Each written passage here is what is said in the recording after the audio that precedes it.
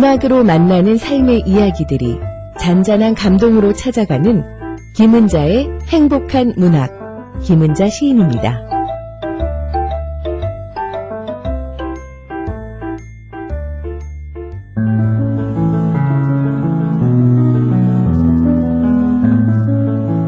김은자의 행복한 문학.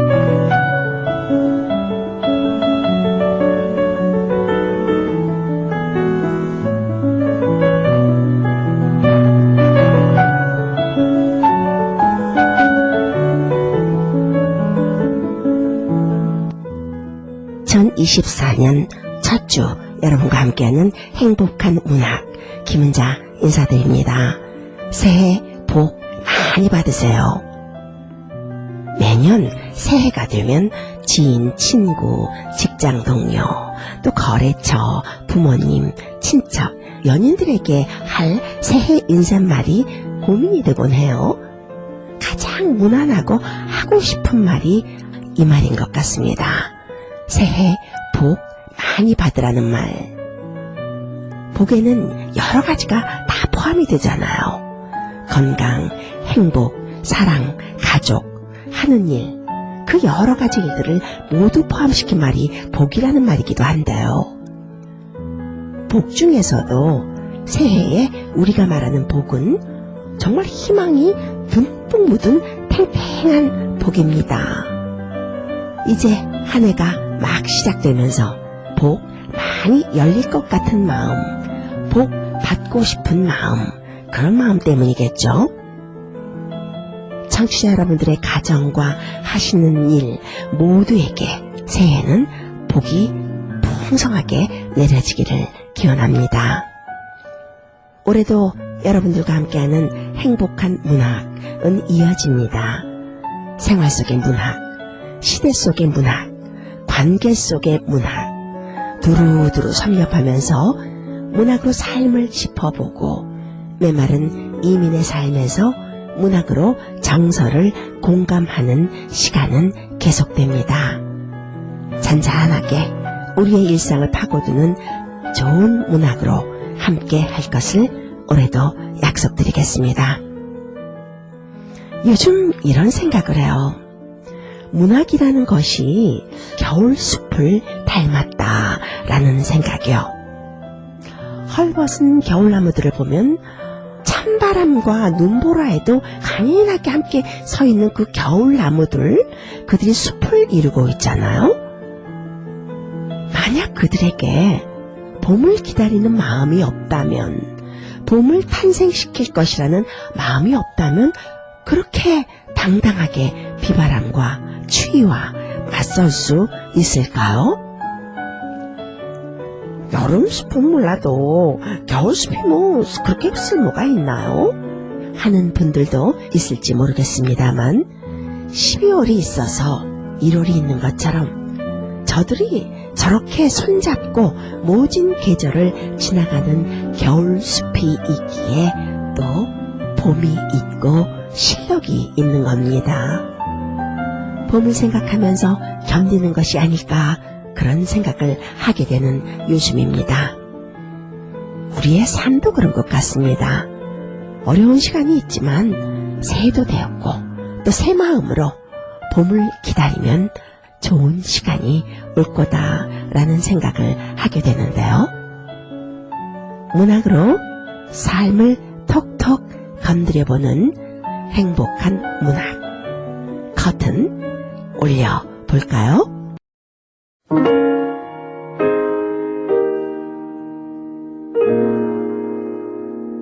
이제부터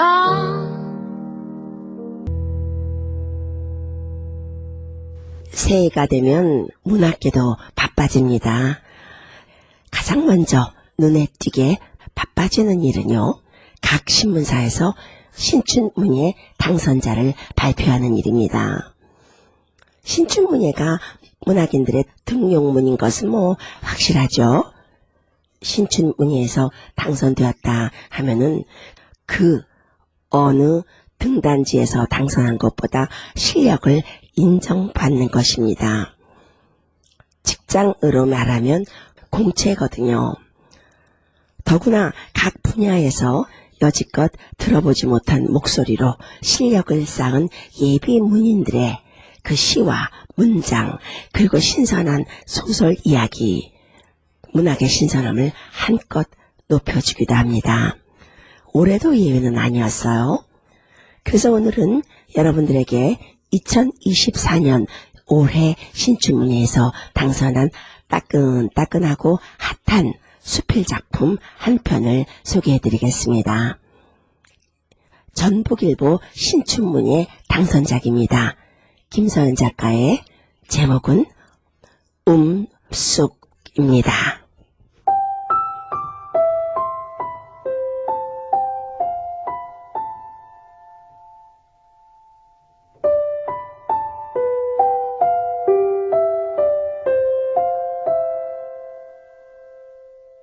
새 살처럼 연한 쑥을 쓰다듬는다. 여름이 되면 수수깡처럼 속이 비어버리는 터라 봄이 다 지나기 전에 살찐 쑥 우둠지를 뚝뚝 잘라 저장해 두었는데 추석을 며칠 앞두고 산적을 할 요량으로 양아밭을 더듬다가 뜻밖의 우북한 쑥 무더기를 보았다. 쌓여가는 불땀처럼 흔적을 지우고 재만 남았던 자리여서 더욱이 놀랐다. 장례를 치르고 어머니 옷을 태웠다. 요양병원에서 하루날을 잡고 나와 당신 살림을 미리 정리했던 터라 유품이랄 것도 없었다. 병원 생활에 꼭 필요한 물건만 챙겼으니 옷가지 몇과 전화기가 전부였다. 잘 마른 쑥을 불쏘시개 삼아 작은 보따리를 던졌다. 그 안에는 입어보지도 못한 외투도 있었다. 물색이 너무 곱다고 저어했지만 상점 주인과 내가 우측 좌측 밀어붙여 장만한 옷이었다. 영 내키지 않으면 나중에라도 바꾸자고 했을 터인데 날 따뜻해지면 나들이 옷을 하겠다고 두었다. 기껏 딸 집에 한 번씩 다녀가는 어머니다. 시골살이하는 내 집들에서 새싹 보는 것을 좋아했다. 잡초 사이에서 올라오는 머위나물이며 쑥을 한 주먹 뜯어와서는 먹기도 아깝게 이쁘다며 웃었다. 꽃 밴 수선화를 보고도 그랬다. 어디에 있다가 작년 모습 그대로 얼굴을 내미는지 신기해 했는데 환절기 때면 한 차례씩 알았던 당신에겐 어린 싹들이 더없이 대견했을 것이다. 그마저 오래 보지 못했다. 다음 해에는 입원을 하고 말았다. 병실에 있는 동안 꽃철은 2번이나 지나갔지만 외투는 나들이 한 번 못해보고 결국 불 더미 속에서 사그라졌다. 전화기만 가져와 서랍에 넣어두었다. 이제는 소리도 없는 껍데기지만 어머니의 전화기는 내게도 특별한 물건이다. 아파트에서 혼자 사셨는데 가까이 지내던 내가 수시로 전화를 하며 씩씩콜콜한 이기를 주고받았다. 때로 받지 않을 때가 있었다. 외출했을 것을 가정해 어림한 시간까지 기다리다가 끝내 연락이 되지 않을 때는 쭈뼛쭈뼛 머리카락이 섰다. 번번이 전화선이 빠져 있거나 전화기가 잘못 놓여 있었다. 이렇게 한 번씩 소동이 나는 것을 친가나 외가도 알게 돼 외갓집에 가시면 외삼촌이, 큰집에 가면 사촌 오빠가 어머니 잘 도착했다고 전화를 주었다. 하지만 시장이나 병원같이 예고 없는 출타가 문제였다. 협박도 하고 사정도 해가며 어머니의 목에 걸리게 된 전화기였다.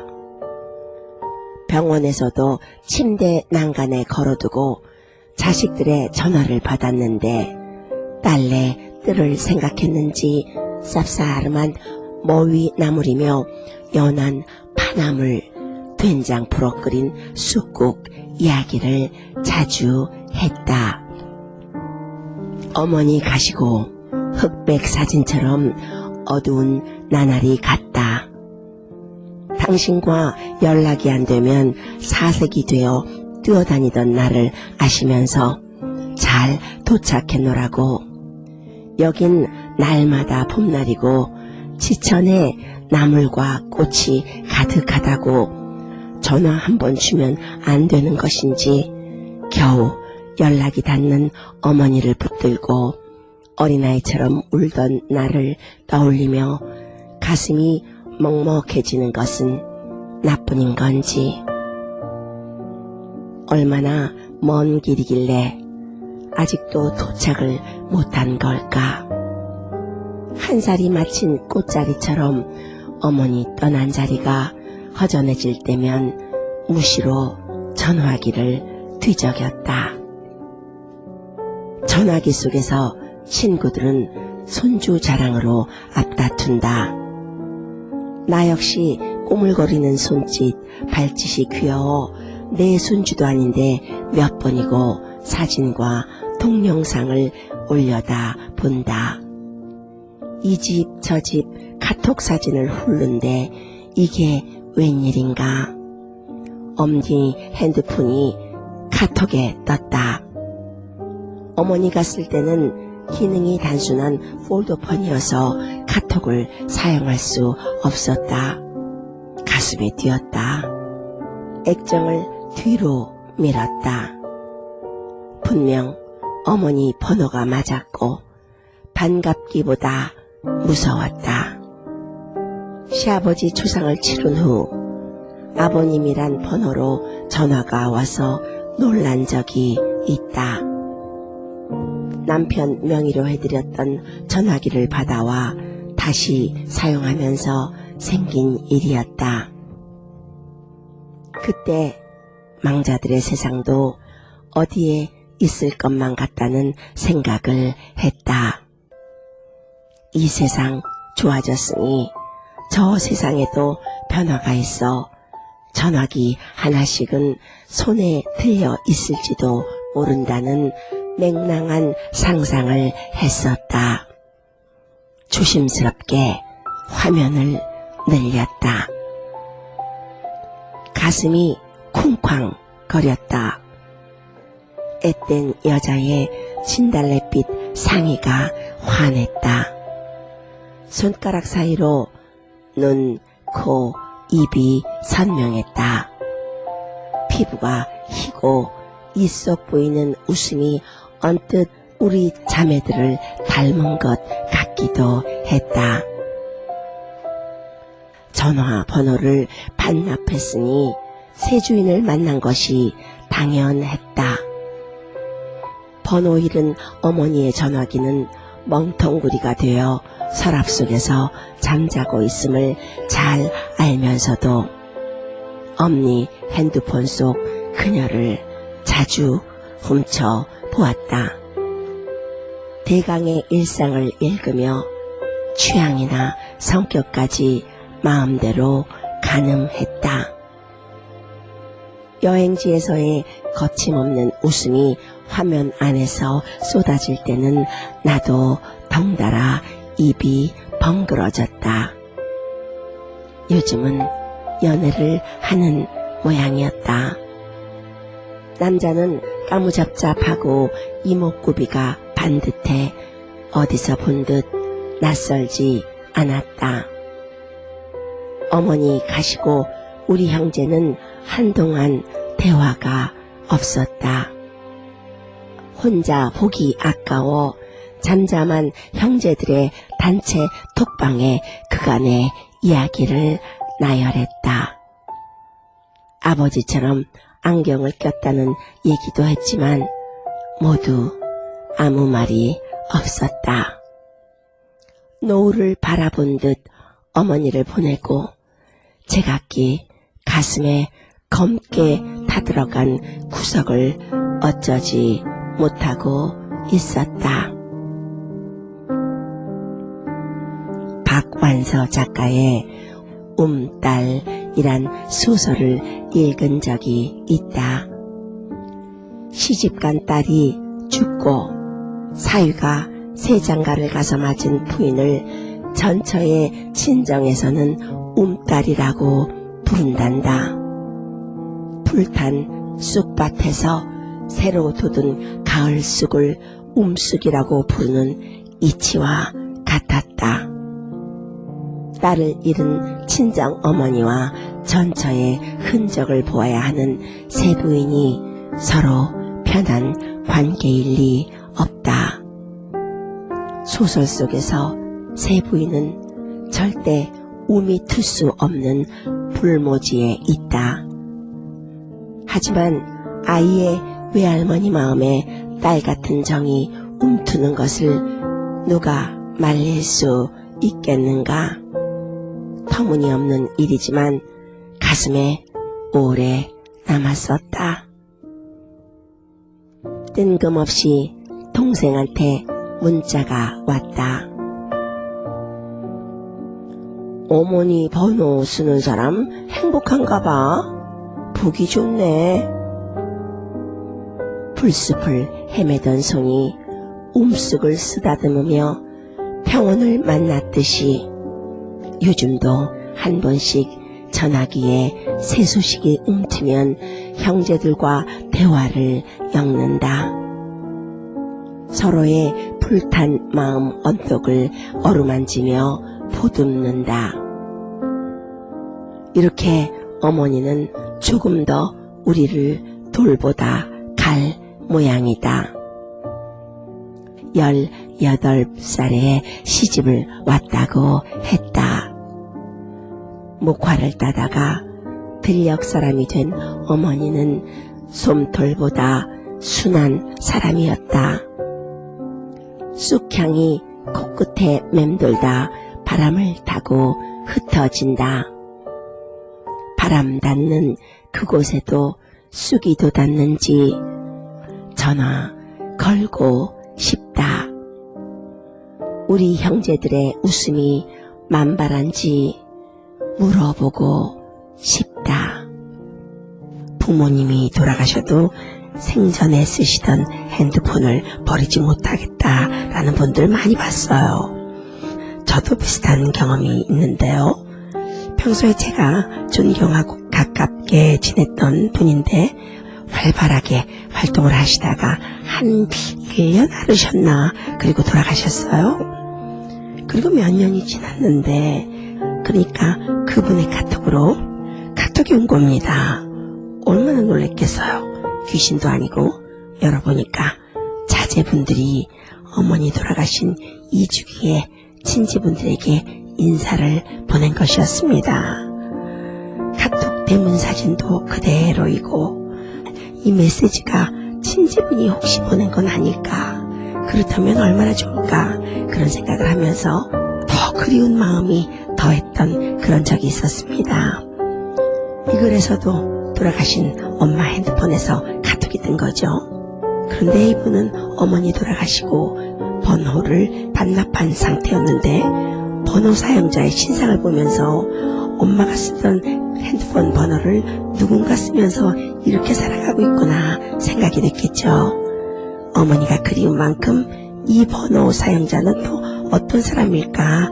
그 사람의 삶이 궁금하기도 했을 테고요. 신기하기도 하고 해서 형제들에게 엄마 전화번호 사용자 신상을 보냈더니 아무도 대답을 보내오지 않습니다.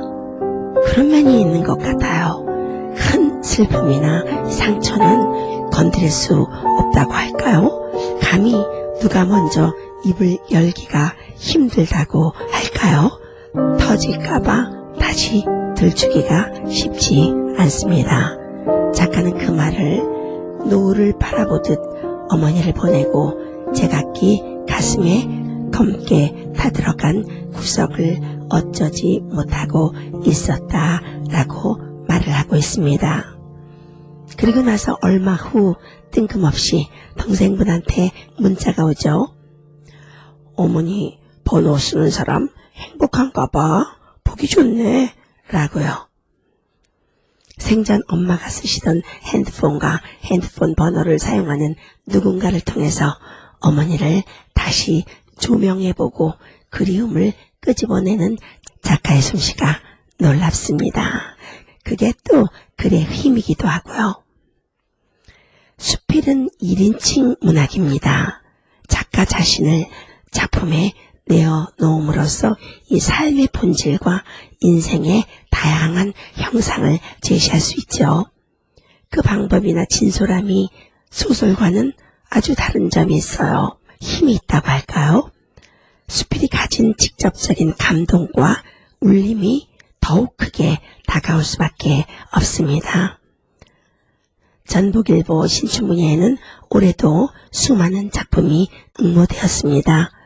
본심에 올라온 작품마다 아름다운 문장과 오랫동안 갈고 닦은 글쓰기 솜씨에 탐복해서 쉽사리 당선작을 가리기 힘들었다고 합니다. 그런데 대부분 응모자들의 글들이 수사 가득한 문장이 많았고요. 화려한 옷을 입고 있는 것 같지만 글의 본질에 닿지 않는 것도 많이 있었다고 합니다. 지나친 수사, 또 묘사, 문장에 대한 유려함이 오히려 수필이 가진 장르적인 덕목을 가리는 점이 있죠. 글쓰기 솜씨는 훌륭했지만 생명력 넘치는 작품은 드물었다라는 평입니다. 오늘 소개해드린 2024년 전북일보 신춘문예 수필 부분 당선작으로 움쑥이 선정된 이유는 심사위원들은 이렇게 말하고 있습니다. 지나친 감정 과잉과 지나친 수사가 넘쳐나던 와중 움쑥을 읽는데 가장 편안하고 잔잔한 감동을 남긴 작품이었다. 무엇보다 진심 가득한 글이었다. 어머니를 잃고 장례를 치르는 가정과 남은 유품을 정리하는 심정이 진솔하게 느껴졌다. 문장은 담백하고 안정적이며 절제되어 있어 읽는 이로 하여금 내적 울림이 크게 남은 작품이었다. 어머니의 전화번호를 누군가 새로 쓰게 되면서 겪는 복합적인 감정의 서술은 이 작품의 가장 아름다운 대목이었다라고요. 당선자 김서연 작가는 방송통신대학교 국어국문과를 졸업했습니다. 현재는 정읍수필문학회 회원으로 다양한 활동을 이어가고 있습니다. 1월에는 항상 새로운 문학작품이 많이 쏟아져 나옵니다. 오늘 여러분들에게 신춘문예 작품을 소개하면서 이번 1월은 신춘문예 작품들만 좀 잘 선별해서 소개해드리는 것도 좋을 것 같다라는 생각을 했습니다. 문학을 나누고 정서를 나누는 사이에 시간이 다 되어갑니다. 요즘 감기가 장난이 아닙니다. 저 역시 이번 주에는 감기 목소리로 여러분들을 만나 뵈어서 죄송스럽고요. 다음 주에 새로운 작품, 건강한 모습, 쟁쟁한 목소리로 찾아오겠습니다. 행복한 문학 여기서 인사드리겠습니다. 김은자였습니다.